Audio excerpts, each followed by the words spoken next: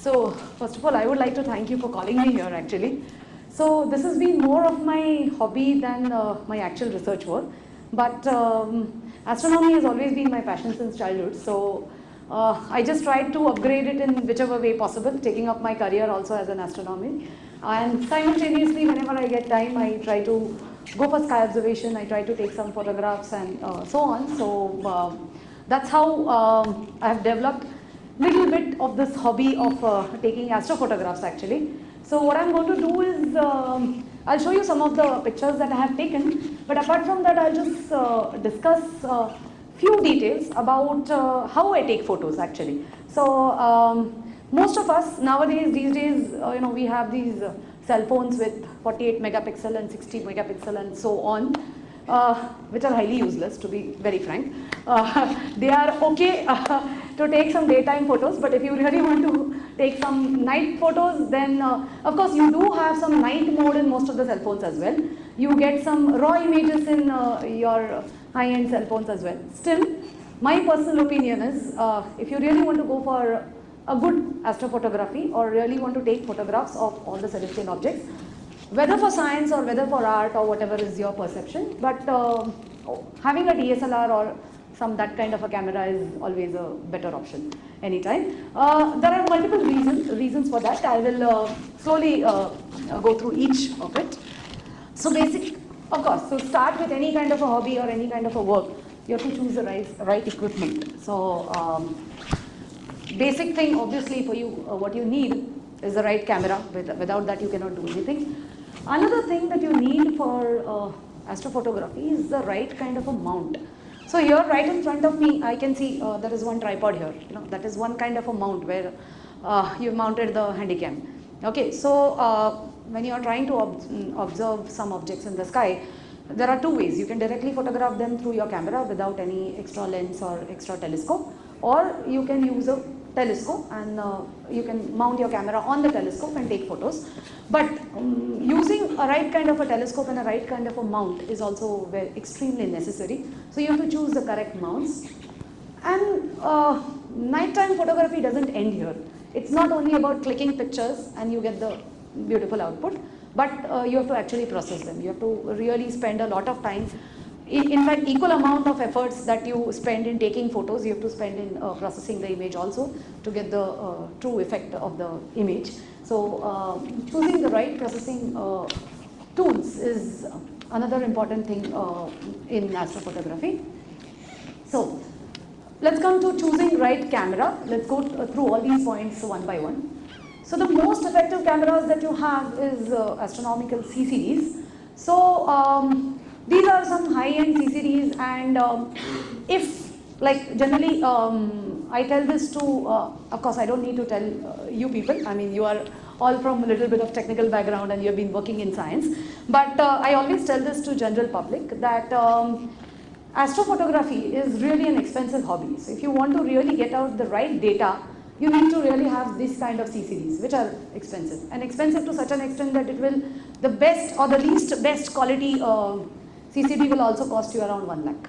So that is how it is. So it is an expensive hobby. But yes, if you use an astronomical CCD, you will actually get some better, you'll get a better output than your DSLR as well. Okay. The reason is generally what you do for a astronomical CCD. So you have a, say you can say some 16 megapixel, 20 megapixel. Sensor, okay, that is the sensor size. You have those many number of pixels in your sensor. Sensor can be anything, a CCD or a CMOS sensor or anything. So generally, when you go for a colored image in your DSLR or your cell phone, you have each of these pixels divided into your RGBs, different RGBs. Okay, so basically you have a division. It's not that entire 20 megapixel or entire 16 megapixel is of one shade, rather one red or just green or just blue. You have a division. But if you actually go for your astronomical CCDs, you can actually filter each color out and take different frames or different photos, combine them together. So you have data in each of the RGBs. Okay, so you have large amount of data, you have a better resolution, and that is why anytime you I mean, taking actual good photographs, it's always better to go for astronomical CCDs if you have one or if you get hold of one. Yeah, but there are few other things that, yeah.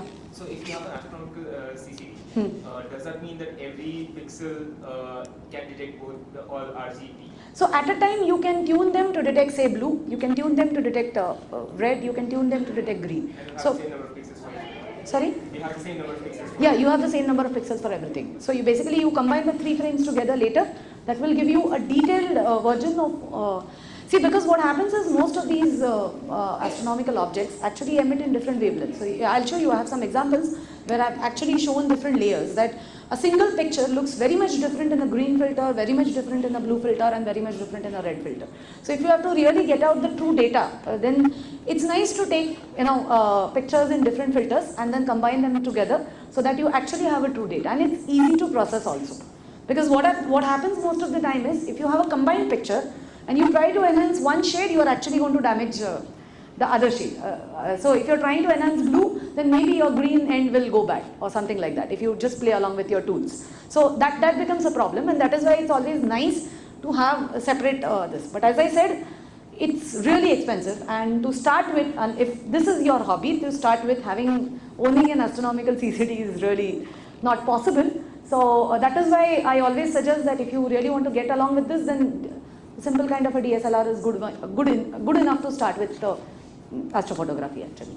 Okay, but then there are other problems. So generally, when you are taking astronomical images in optical region, obviously, you tend to go farther into some away from city lights, or where it's really dark and all, and you have to carry your equipment over there. So that can become another problem. So carrying your laptops or computers, or it becomes difficult. Okay, so again, we prefer. I'm telling you this from my personal experience that I keep traveling, taking a telescope on my backpack and camera and everything. So carrying this extra weight is always a pain. So having a handy camera is always a better option again. So that is one thing. Webcams, yes, you can make use of webcams. People have been using webcams for some planetary observations or even eclipses and so many things. But again, the sensor sizes are really tiny, so that is a major hindrance. So up to planets is completely fine, but if you have to go further into deep sky, then webcam is not really a good option. Again, you need a computer for that. Then the easily available cameras, and quite good for most of our photography works, is the point and shoot camera, similar to what we have in our mobile phones. But the point and shoot cameras, the problem is you cannot change the lens. And lens is very much important. If you are actually mounting your camera to a telescope, then it's a different story. But if you are, doing, say you want to take a photograph of some wide angle object, a huge field of view object, then you require lens. And with point and shoot, you cannot replace the lens, you cannot change the lens. So it has got a fixed range of focal length within which you have to work. Okay, so that is another problem. And secondly, yes, even if you have to mount a point and shoot camera to a telescope, then you don't get the attachments easily. Okay, so with the DSLR, you have all these adapters available where you can actually mount a DSLR very easily to a telescope. So point and shoot is really not a good option. But again, you can go for some extended objects like sun and moon where point and shoot works perfectly fine. So if you want to shoot some eclipses or moon or craters of moon or something, then point and shoot actually does a very good job, or sunspots and so on. So do webcams have a good low light sensitivity? Sorry? Do webcams have a good low light sensitivity? Some of them do, but they are not really. So when it comes to low light, if you are actually going for planetary photography, generally with webcams you can do planetary photography up to Jupiter, Mars and Saturn or something.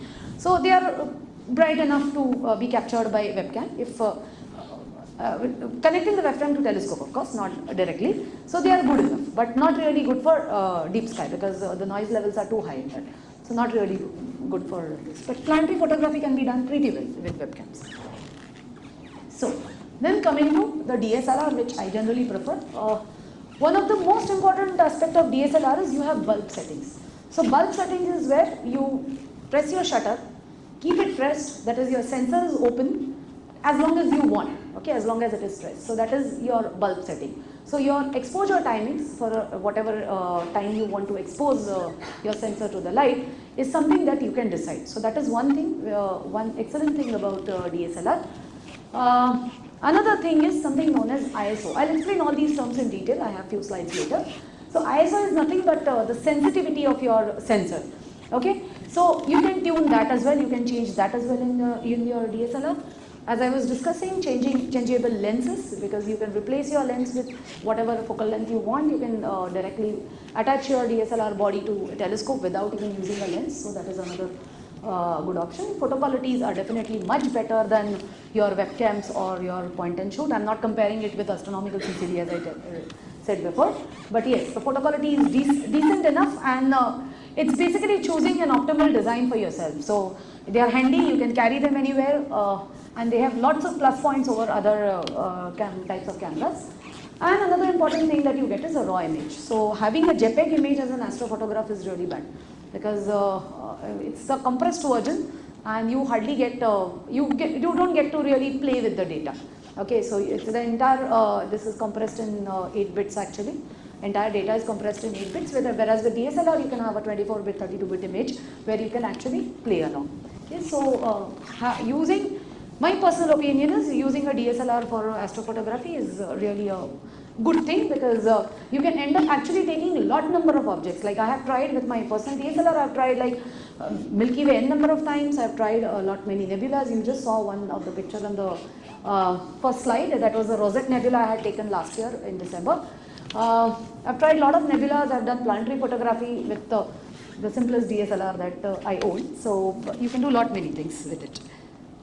So now comes, after choosing your right camera, it's more about choosing your right parameters, because again, just using an automated mode doesn't help in astrophotography at all. So here's just an example I just wanted to show you. So this particular image is being taken in an automated mode. Okay, so all the parameters, by parameters I mean there are 3 things that you change. Aperture, that is the opening of the lens. The shutter speed, for how long your sensor is exposed to the light. And then the sensitivity, that is the ISO, that is the electronic gain that you adjust in your camera. So this is where you put it in automated mode, and this is how you get the image. But if you choose the right parameters, these 3 parameters, then you can actually get the exposure perfectly fine. Okay, so that is why, so it's always, so this is one thing that I always tell people, that if you own a DSLR, stop using it in automated mode. You are actually wasting, you're wasting the, I mean, you own a DSLR and if you put it in automated mode, then the camera is really a waste. So it's always better to use a manual mode when you're using a DSLR, whether it is for a daytime photography or a nighttime photography, both. Here again you can see, so in this case particularly, the automated mode, the exposure settings that are chosen are actually overexposed. Okay, so you can choose the correct and get, basically this highlights, you can get it better by choosing the correct exposure settings. In this case, in automated mode, the image is underexposed. Okay, you're not getting out much details as in this case. So again, you can go for manual settings and you can get the correct exposure and the correct effect that you want to get in your photograph. Okay, yeah. What does it mean to change the ISO? I'll come to that, I have it. So basically you're actually tuning your electronic gain of each pixel.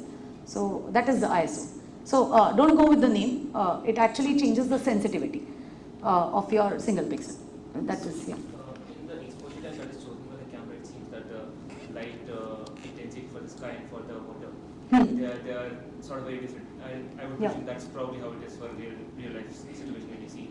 In the case, it looks like they are just equal. So yeah, so what happens most of the time is when you are actually choosing at automated mode, you generally focus or you choose an exposure by focusing or selecting a certain area. Okay, there are various options that you can do. You can do a full frame exposure also, but generally what you do in most of the point and shoot or most of the automated ones, actually choose a certain region. You know, even in your cell phone, you actually try to focus at one point or you try to adjust the exposure by clicking at a certain region in your camera. And what happens because of that? So now in this case what has happened is, if you click on the trees here, then this is going to get overexposed. So that's how it is, that is what has happened. But now the idea is, what exactly you want to focus, whether you want to really want the mountains to be highlighted or you want the trees to be highlighted.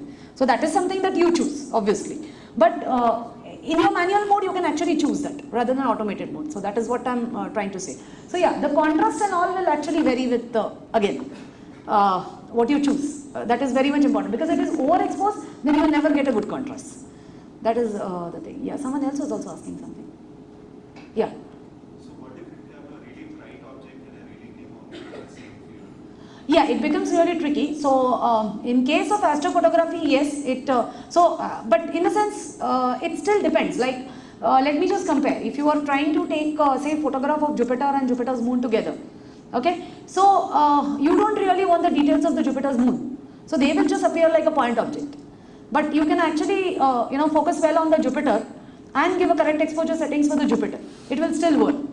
So something like that. But in daytime, yes, it can become a problem. And that is why we have something like an HDR mode and all. Like we use that sometimes. But yes, for daytime, that can really become a problem. But for astrophotography, that is not much of a problem many of the times.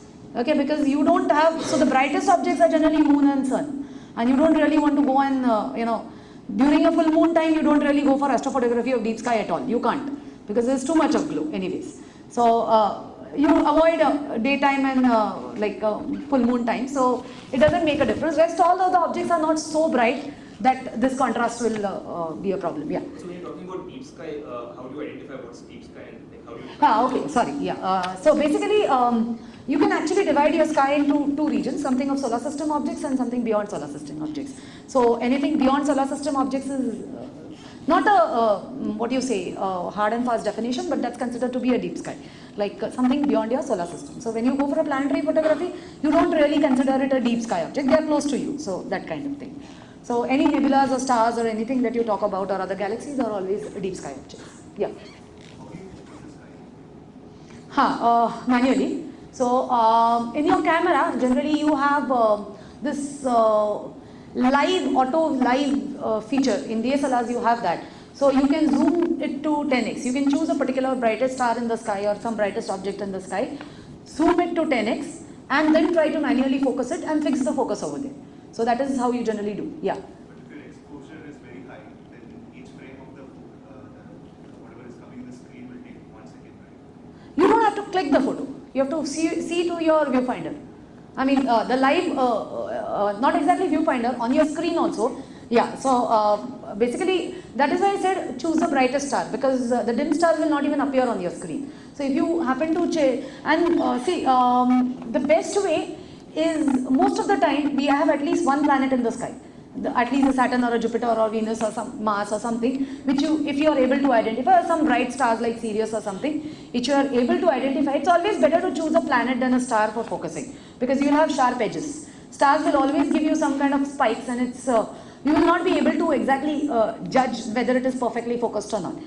There is another way. Most of the time what we do, if we are not able to find any bright object, is take photos, see, adjust, take photos. You have to do that. I mean, there is no other option otherwise. There is no other option. You have to do that. Okay. So let's quickly go through all these parameters one by one. So aperture is nothing but actual opening in your opening of the lens, basically. So it is generally expressed in terms of f-stop. Okay. So basically your f by 1.4 is actually the maximum exposure, maximum opening that you have. You can safely call it the hole in your lens, basically, okay, the exposed part of your lens. So the smaller is the value, 1 by 4, you will have the maximum opening, okay, and so if you go for f by 16 or something, you have the tiniest opening to the lens, okay. So that makes a huge difference, because you open your lens wide enough, you have a more light gathering capacity. So, but let me tell you one thing, this is one parameter that you choose, but in most of the deep sky objects, this parameter doesn't matter. You always keep your lens completely open. Okay, you always go for 1.4 or something, because you don't want to gather more and more light. So going for f by 16 and all only works for sun and moon. Otherwise, you always go for whatever is the lowest aperture that is available, because for every shutter speed, your camera defines the lowest aperture. It may not be exactly every time 1.4, it may be for say 30-second shutter speed or something, it will be around 3.5 or 4.8 or something like that. So that is defined by your camera actually. So it's not, in manual mode, it's not completely free that you go for the, always for 1.4 or something like that. Another, I was just talking about shutter speed. So shutter speed is nothing but for the time you keep your shutter open. That is your shutter speed. So now you get two effects because of this. So if your object is stationary, you will see more and more exposed photograph. But if your object is moving, for a large shutter speed, you will actually see a blur image. Okay, so this is very much important because when we are taking sky photographs, our Earth is moving. Okay, Earth is actually moving, and if you try to give a large exposure, keeping your mount stationary or telescope stationary, then you are actually going to see star trails. So I'm sure most of you must have seen the images of star trails. So in fact, star trails, you get it by giving large exposures, optimally large exposures, that it's not overexposed, the image is not overexposed. At the same time, you get trails, okay, because of the rotation of the Earth. So this thing, again, you have to choose an optimal shutter speed. So I just have an example. So this image, these particular set of images I had taken from Ladakh, Nubra Valley, some 5 years ago. So I had taken these 25 frames with a shutter speed of 30 seconds. So basically a single photograph was exposed for 30 seconds. Okay, and that way I have stacked them together. So the stacking and thing I'll just discuss a little later. But you can actually essentially take n number of pictures and digitally stack them together, and you can basically you're adding up the intensity. So that is what you do. So this particular image is where 30 seconds of exposure was there, same 25 frames. So together you have roughly 12.5 minutes of exposure. Okay, so this is what you get. But the same region I have taken at 15-second exposure. I had taken two sets of images. You can just see the difference. You have much better exposed image at 30 seconds than the 15 seconds.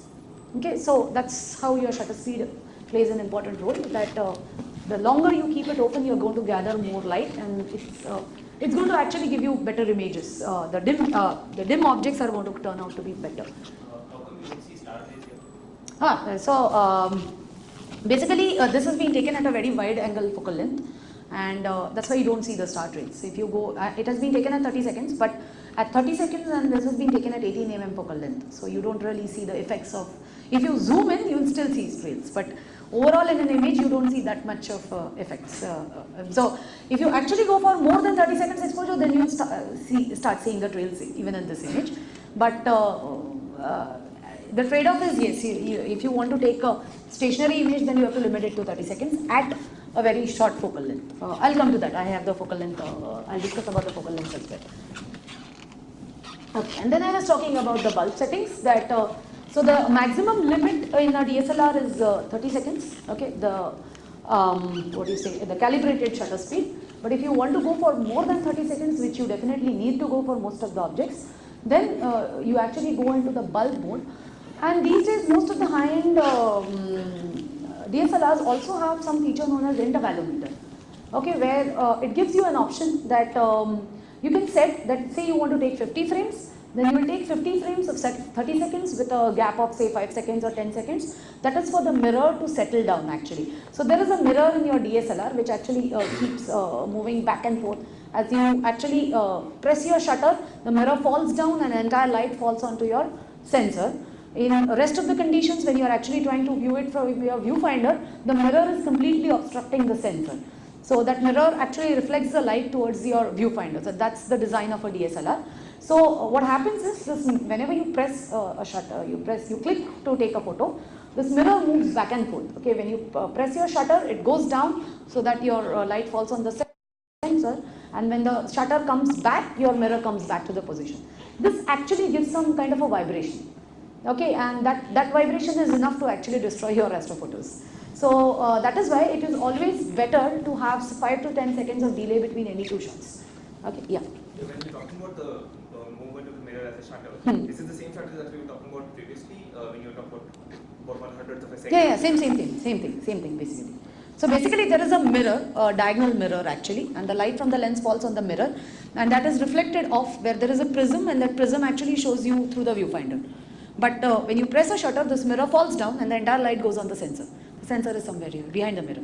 So that's the design of a typical DSLR. There's also a delayed start. Right? Sorry? There's also the delayed start. Yeah, there's also a delayed start for that. So that's what I was trying to say, that you have this feature called intervalometer, where you can adjust this, that you will start clicking an image, say after 5 seconds, so that whatever pressure you apply to click will also go. Sometimes you even have remotes. So that doesn't, that takes care of everything. But if you don't have a remote and you are just clicking it manually, then it's always better to start after certain delay, so that you set up a timer of 5 to 10 seconds, and then the exposure will start after 5 to 10 seconds. Then once your one shot is finished, automatically it will stop for again 5 to 10 seconds, and then it will start another shot of 30 seconds or whatever seconds exposure you give. And you can also limit the number of shots you want to see. So this is an automated feature in most of the DSLRs. So the one which I am being using, I don't have this feature, but I have managed to, so you have these crack versions available where you can actually get deep intervalometer for your old DSLRs if you don't have one. So not something I should be discussing in a public talk, but since it's available, so you can do that. But most of the new DSLRs have this feature inbuilt, so you don't have to go for all these things. Yeah. How do you ensure that you start to blur and the intensity points don't start blurring when the exposure is more than 20? So yes, you have to always choose that what is your focus. Whether it's only the starry field that you want to check, then you need a perfect focus, or it's a nebulosity that you want to take, or it all depends. So most of the time when you are actually trying to work on some nebulas, your stars will bloat.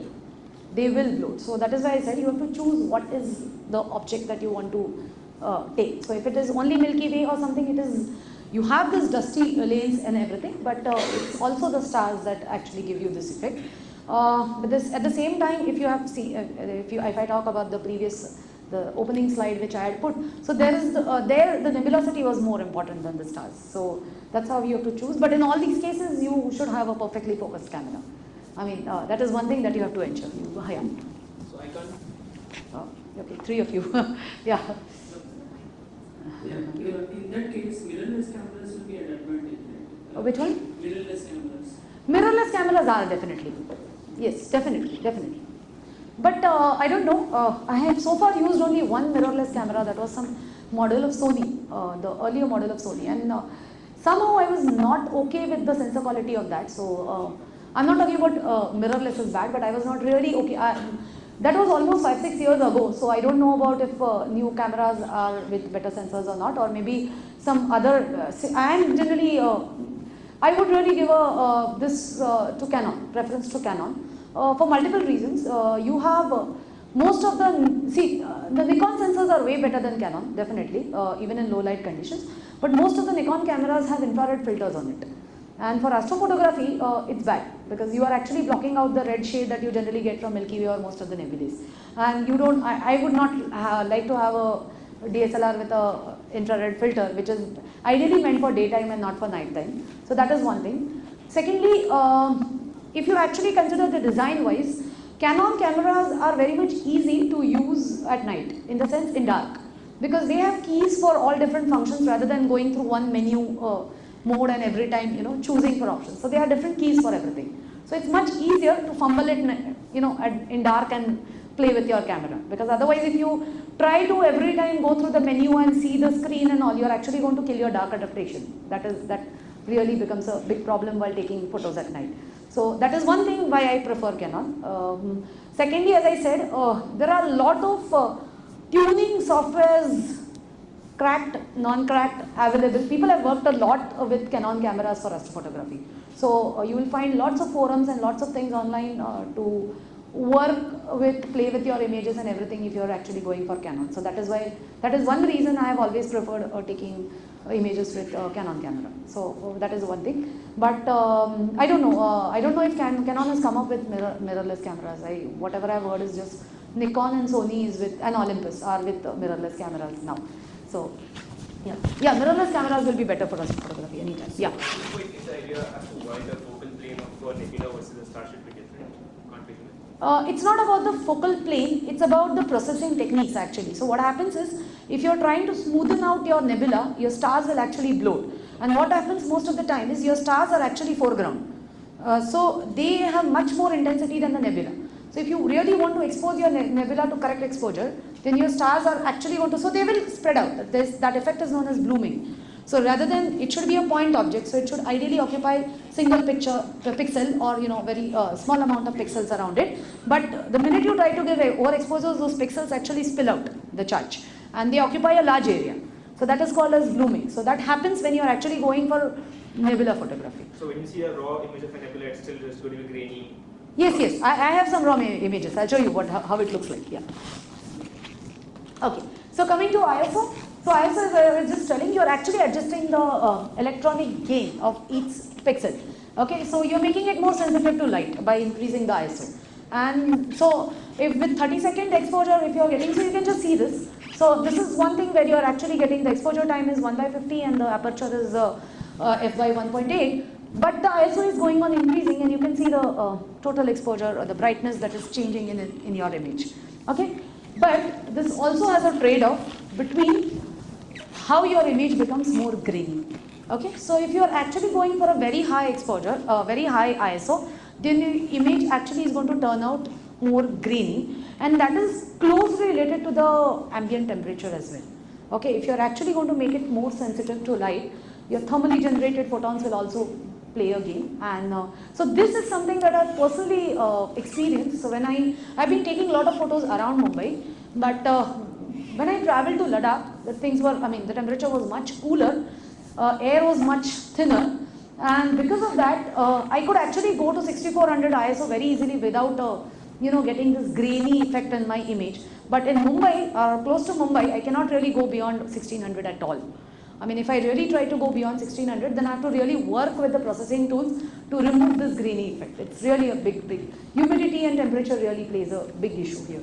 Okay, yeah. So increasing the ISO, especially for deep sky photography, contrast is not much of an issue, right? Contrast, in fact, you don't talk about contrast much in deep sky as such, because it's the light object and the dark background, that's it. You don't really deal with other. So the contrast or the background, if you get a grayish or a reddish background, it's basically because of the atmosphere and the light pollution. So ideally you should not get that, and you have tools to remove that. So the contrast really doesn't matter much. Do we need any city filters? City filters, yes. I mean, doing astrophotography in the city is actually a pain, to be very frank. But yeah, there are a lot of tools where you can actually remove this software tools. Optics in the camera. Optics in the camera will not help, because filtering out city lights also means you're filtering out the light that is coming from the stars. So. You can expose more. Yeah, but I haven't tried it, but yes, but I don't know how much it will work, because you have so much of background glow and the sky is never dark. That really doesn't give you. But even if you, let's say, go 200 kilometers from city, Then it works. Then it works. so you still have background, right? You have background, but it's much less. So I have been generally traveling around 100 kilometers outside Mumbai to take these images, and to some extent it has helped. At least over last 5-6 years it has helped. Now slowly, like last 1 year or so, it has started degrading over there as well. So, but yes, it has helped. Okay, so coming to the focal length. So this is just a rough diagram about how your focal length works. So if it's a shorter focal length, then you have a bigger field of view. Okay, and if it's a longer focal length, you have a shorter field of view. Okay, so that is what, okay. I'm sorry, these images have been flipped. So this is basically for image of a lens with 55 to 50 mm focal length, and this is basically 1855 your kit lens that you get. So I have been taking Milky Way shots with 1855 directly at 18 mm. Okay, because I want that entire frame or entire band of Milky Way to fit in. But if I'm actually going for some nebulae, pinpointing some nebulae or planetary objects, then I can go for 250 mm or even remove the lens, connect a telescope which has got 1000 mm or 1200 mm focal length and so on. That will actually narrow down my field of view and it will give me a better magnification. So focal length plays an important role in that. So this is what, just to show you how it works. So this is your image taken with 18 mm where you can see the entire Orion constellation. This image has been taken at 250 mm where you have quite area surrounding your Orion, and the same Orion has been taken at 400 mm. So this I have taken at some different times over a period of 1 year, these three images. And so I personally own a 400 mm refractor and I use it as a camera lens most of the time to take photographs. So, so this is how your field of view changes when you change the focal length. Sorry? So telescope, so this is not with a telescope, definitely. This is directly 18 mm kit lens. This is directly to 50 mm kit lens again that you get, the 55 to 50 mm Canon kit lens that I use. And this is a refractor telescope, 400 mm refractor telescope that I use as a lens, fixed focal length lens to my camera. So yeah. So how will having a like a lens, like fast lens with a lower f-stop, and another lens which is having a higher f-stop, but with the same focal length. Like a 200 mm lens, with which is a fast lens, versus a 200 mm lens, which is like a higher f-stop number, like basically a higher aperture. So how will that make a difference to the image quality? Higher aperture should also should actually make a much difference, because you are actually giving, you're letting more light to enter your sensor, so that should actually make a difference. But as I said, most of the time what makes a huge difference is your exposure times and your ISO. That makes a huge difference, because yeah, but like for instance, like these bird guys, like ornithologists or the bird people, they have fast lenses. Yeah, exactly. Like which will allow more light with the same exposure. Same exposure, exactly. Right? Yeah. Like so, their exposure keeping constant just by having should fast work lens. actually. I have never tried with that, but ideally it should work, because you are essentially letting more light to gather. Exactly. So ideally it should work. But my only question is again. Because there that means also lower noise, right? Because yeah, that actually gives you lower noise. Yeah, so that should actually work better. But as I said, I've personally never tried, so I can't really comment on that. But I think theoretically it should work better that way. Yeah. Okay. So when you're talking about focal length, that matters a lot, is because if you have a narrow field of view, then your effects of rotation are going to be felt more. Okay, so this image I have taken it from Raigad Fort in Maharashtra, where I'm letting it trail. Okay, I just wanted to take a star trail image, so I'm letting it trail rather than basically you have mounts which move your telescope or your camera, which keeps tracking at the speed of the earth, basically. So if I don't want it to track, then this is something that I will get. Okay, so so this image was explicitly meant to take star trails, so it looks like this. But in most of our cases, most of our images, we don't want the stars to trail, and that's why you have to take care that you either have the correct focal length and the correct exposure setting, or you have a tracking mount. Okay, so coming to the mounts. Oh, this I don't recollect. This has been taken. But to get such long trails. Not more than still I would say 5-10 minutes. Because what I generally do is I go for like maximum 1 minute exposure or something and stack them together. So I don't need to continuously keep it open for so that so. So my question was like, how long do you have to expose to get such long trails? So I don't know if you have seen, there are many images where you get the complete circular trails.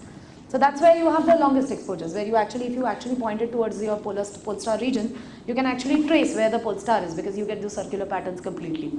But again, so it depends upon whether you take a single shot and stack them together, or you take a single shot of that long exposure, or you take multiple shots and stack them together. There are again different ways, because again this actually leads to noise, less noise, more noise and everything. Single shots are always better, according to my experience, than stacking together, because stacking also adds up your noise, and that really creates, it makes your image more flatter. And again, I have those slides, I'll just come to that here. So coming to the mounts, so this is the simplest tripod that you can use, and it is only useful if you want to take some wide angle photos for Milky Way. For rest of the objects, really simple tripod is not going to work. So most of the Milky Way photos which I'll be showing you today, I've taken from a simple tripod, camera tripod, mounting my 18mm lens and taking this. But yes, so the point is you cannot go beyond 30 seconds, as I was just discussing. So if you go beyond 30 seconds, then you will start seeing trails in your Milky Way. So even in the previous image which I showed you for Milky Way from Ladakh, there are trails. If you zoom in, you'll see tiny trails in that as well. But they are not so visible as in a complete photograph, so I can still go with it. But yes, it's always better to limit at 30 seconds if you want to take it without tracking mount on a simple tripod. But now what happens is, what will happen is, now if the shutter speed is say 30 seconds and it does not give trail at 18 mm, but at 250 mm it will give trails. Okay, so if you want to zoom in, then you need to have some tracking mount, and these are just two examples. So this photo is without trails and this photo is with trails. So you can just see the clarity and the effect yourself. So if you are going for a particular object zoomed in image, then you definitely need to track. Your just a tripod will not work at all. Okay.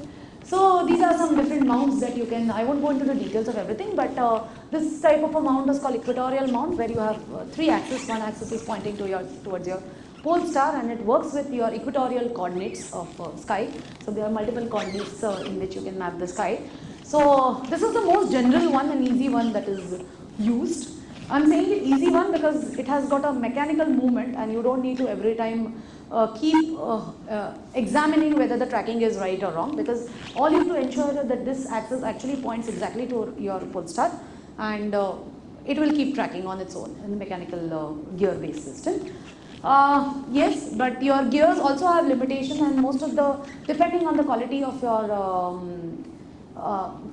mounts, your tracking time is limited. Like there are certain mounts, if you actually go for some mounts known as EQ6 and those kind of mounts, then you can actually go for tracking up to 15 minutes or more than that, or up to 30 minutes as well. But with the lower end mounts, again, now the cost goes on multiplying if you actually go for higher end mounts. So again, you have to choose what is best for you. And so the one which I own is an EQ3 mount.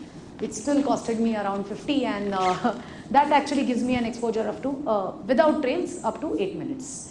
So I cannot go beyond 8 minutes because the geared system actually then starts lagging, and then I start getting trails. So up to 8 minutes it is pretty accurate, and I can go up to that, not more than that.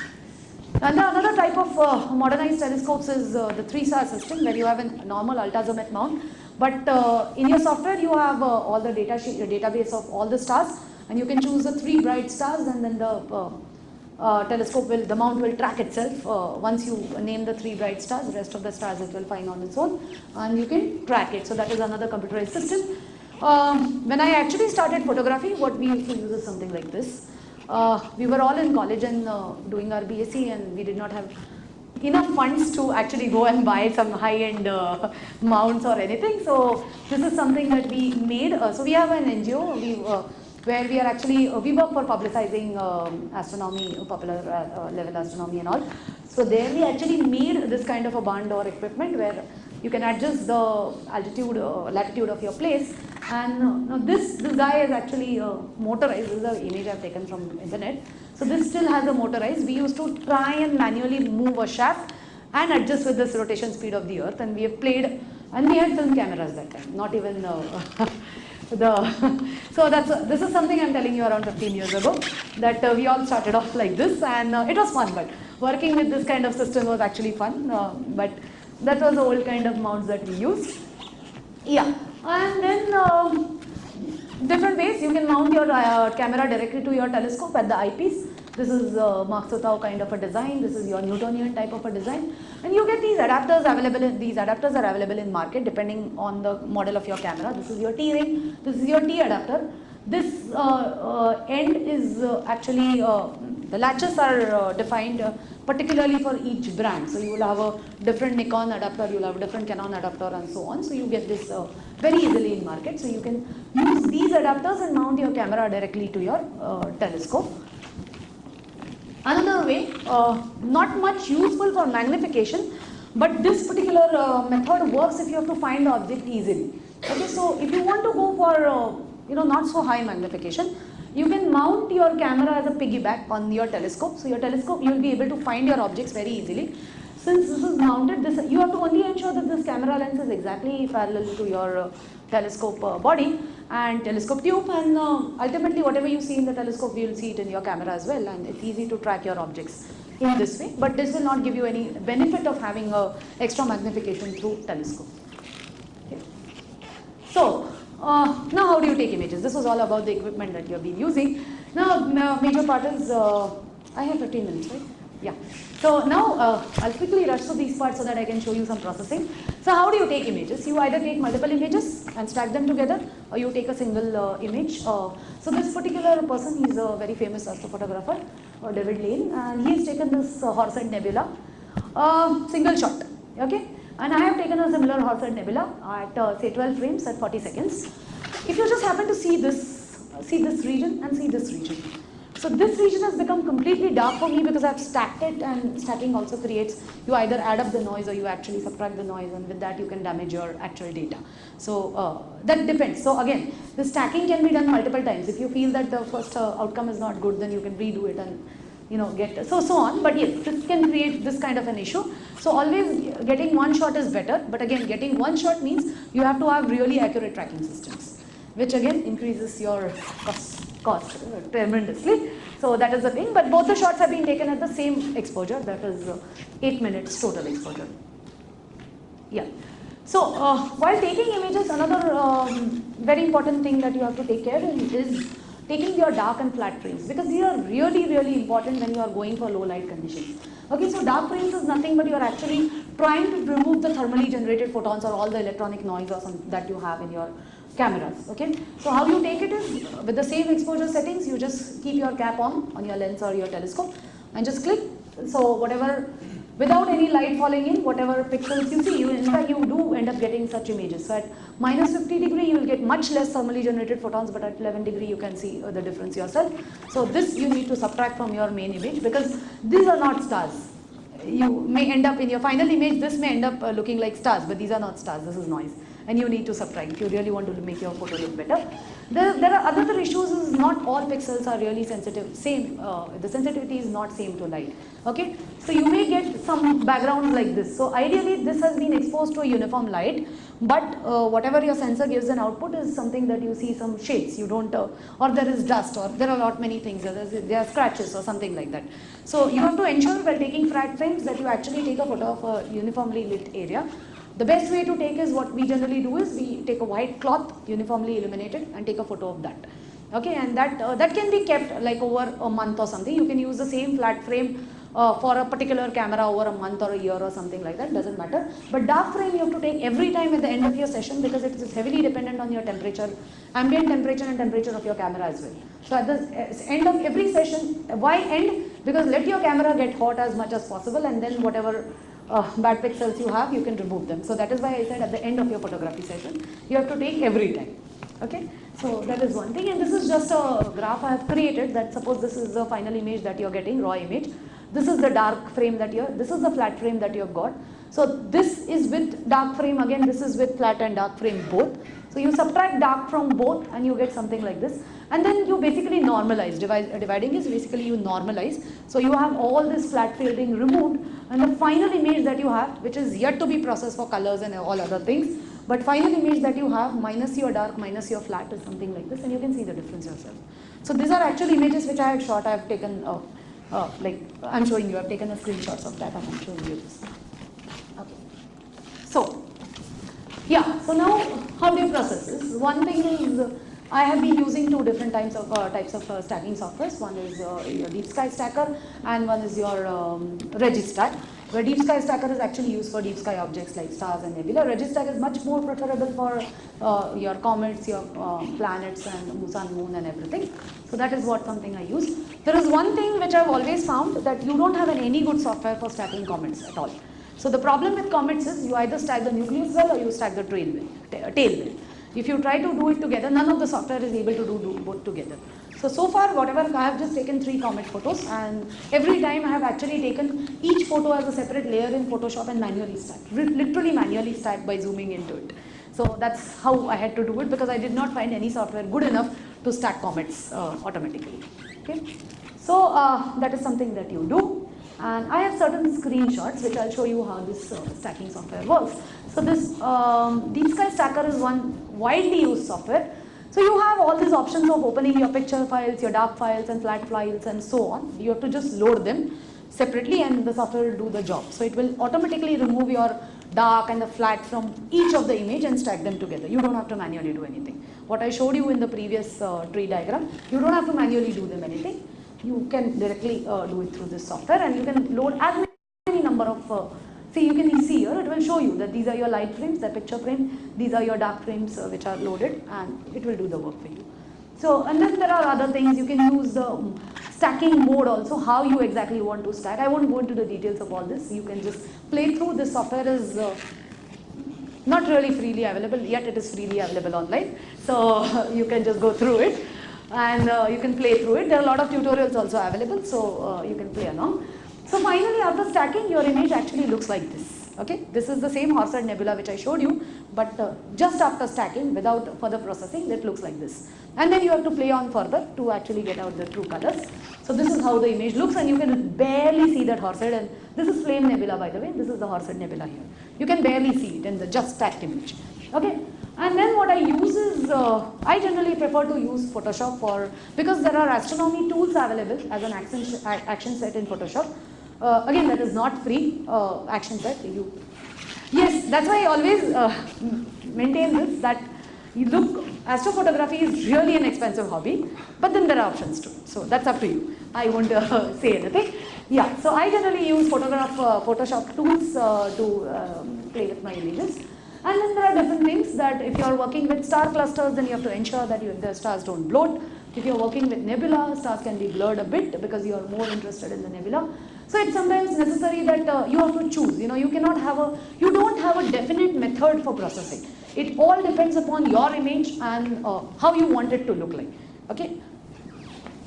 So just a few screenshots again. The first thing that I generally do is, after getting a raw image, which is generally a 16-bit image that I get out of my DSS, I adjust the levels because I want to adjust the background contrast. Okay, so that is the first thing I do. So based on this histogram, I actually adjust the levels like this, and this is the contrast I am getting. At least I know what the objects are now.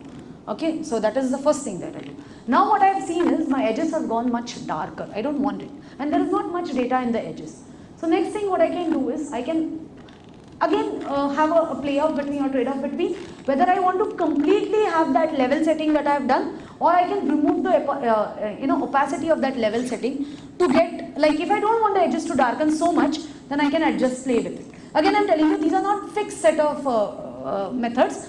This is something which I have been following. Okay. So and then you can, if you feel that okay, there is not much of data, you can crop out the edges so that you can work with the central region completely. Okay. So this is one thing, and this is what I was talking about. So these are all different action sets which are available for Photoshop, and there are a lot many things. So there is one option like lighten only DSO. DSO is deep sky objects. So it will only lighten the nebula and not let the stars bloat. So that is one thing. So these are nothing but actually the tools or the actions used from Photoshop itself. But there is this lady called Anne who has actually grouped it together, and she's good enough to do that job herself, and so that we can directly use these tools. Okay, so of course she actually sells these tools online. So yes, so playing with different, there are so many options. Of course, I cannot go into all these details. And finally, you end up with this kind of image from whatever I showed you previously. So this is the output that you get from the images. And so now there is another way. I was just talking about astronomical CCD. So there is another way you can work with it. This was one method I showed you. Another way is, there is also an option of channel in Photoshop. Okay. So what you can do is, it actually separates out different channels, that is RGB channels. So now this is basically the red channel. Just observe the intensity. So now in red channel, these regions are overexposed. Okay. I'll just go ahead. Just see the green channel. It's much better. Okay. I'll go ahead. The blue stars are overexposed. So if you want the stars not to overexpose, work with them in the blue channel. If you don't want the nebula to overexpose, work with them in the red channel, and so on. This is where your software is actually distributing your image into RGB channels. Instead, if you use an astronomical CCD, you get these channels ready-made, and you can play with it. This can also help you not damage stars and nebulosity together. Okay, so that is one way. Yeah, so this is the final image that I have got out of the thing. There is another very interesting thing that happens is, the minute you try to align stars, your land objects, if there are any, will go blurry. Okay, so there is a trick to it.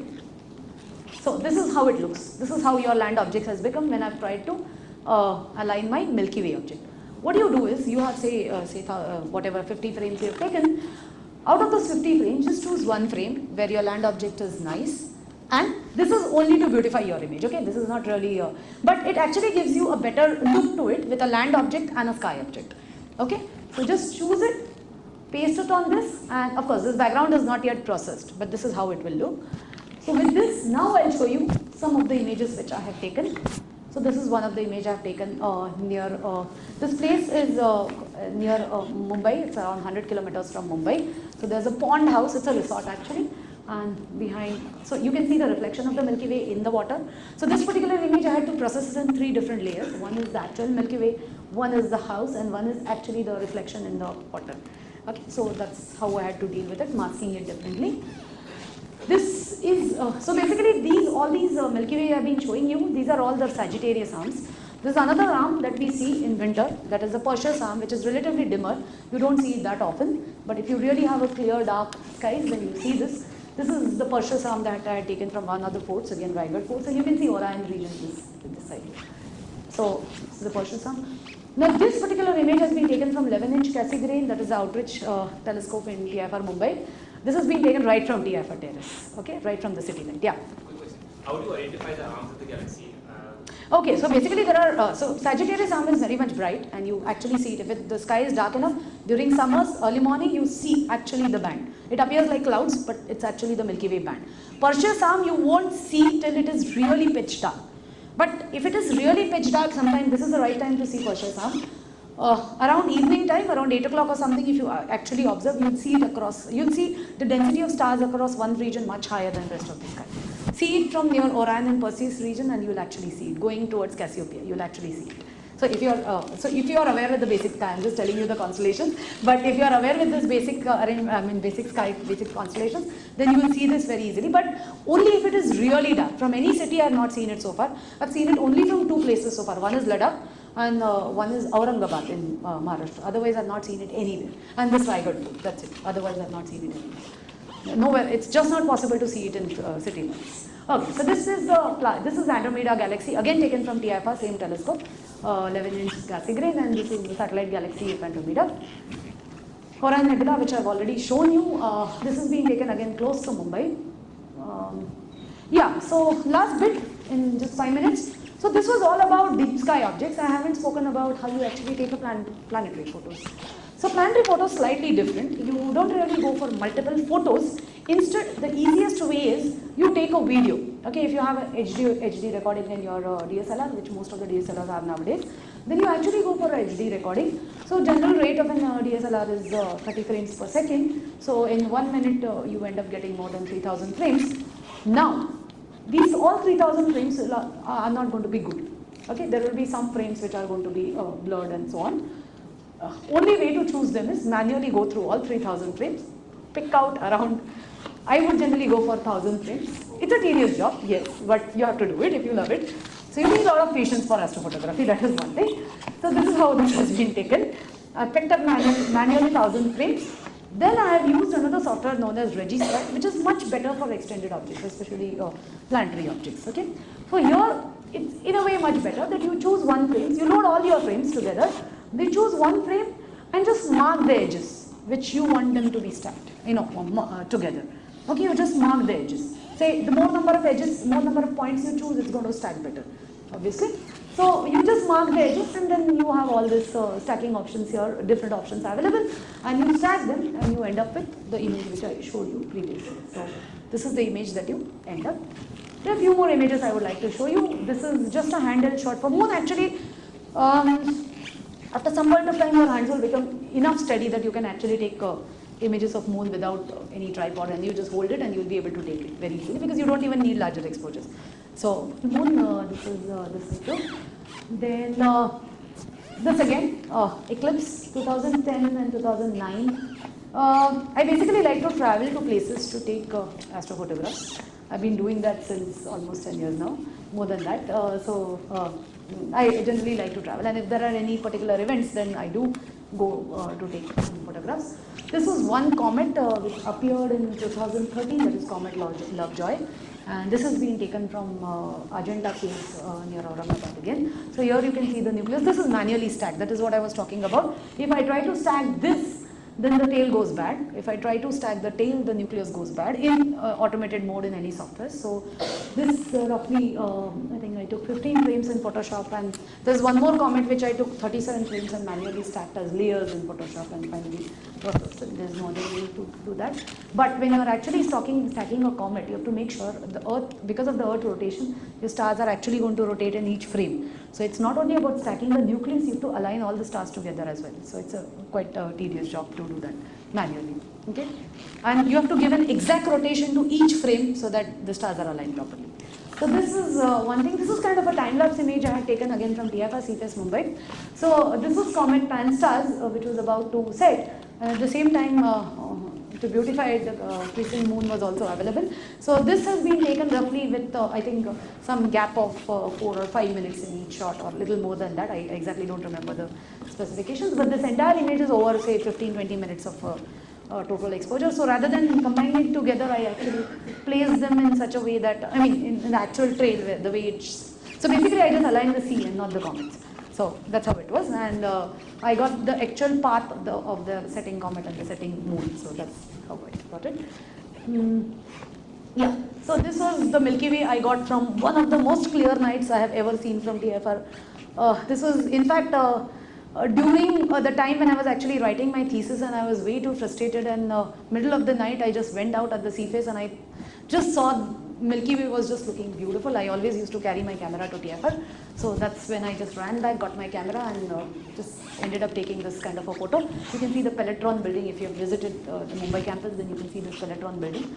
And this is how the Milky Way shot I got. But so I took lot many frames, actually around 150 photos for this particular thing, and I just stacked 71 out of it. So just again, no science in it, but what did I do of the rest of the frames? I'll just show you.